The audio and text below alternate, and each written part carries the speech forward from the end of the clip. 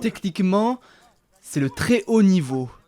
Ce n'est pas pour rien que parmi les 10 joueurs sélectionnés en équipe de France de cécifoot pour les Jeux paralympiques, 5 sont licenciés au club de Mérignac. Un grand bonheur pour ces athlètes qui s'entraînent jusqu'à 5 fois par semaine. Ah, c'est une fierté d'aller défendre son pays. En plus, moi, c'est mes premiers Jeux paralympiques et je suis extrêmement content. Hein. Ça fait 2 ans que je travaille pour et c'est vraiment une fierté quand la sélection est tombée. J'ai traversé beaucoup de moments difficiles, que ce soit au niveau sportif, que ce soit au niveau familial.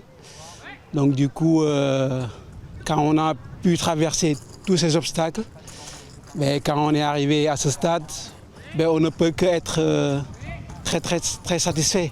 Dans les rangs mérignacais également, la star de la discipline, Frédéric Villeroux. Du haut de ses 38 ans, il va participer à ses 3e Jeux, lui le vice-champion paralympique à Londres en 2012. L'objectif de tout sportif, c'est d'aller chercher une médaille. Après, nous, l'équipe de France, là, on est dans une poule de la mort. Donc il y a la Brésil et la Chine qui sont vraiment au-dessus de nous. Et après, il y a le Japon. Je pense que le Japon et la France sont au même niveau. Mais après, voilà, c'est le foot. Donc on ira quand même chercher, on va tout faire pour tout donner pour aller chercher au moins la demi-finale. Et pour atteindre cette demi-finale, il faudra finir dans les 2 premiers de la poule. Premier match pour les Bleus face à l'hôte japonais, le dimanche 29 août à 2 h du matin, heure française.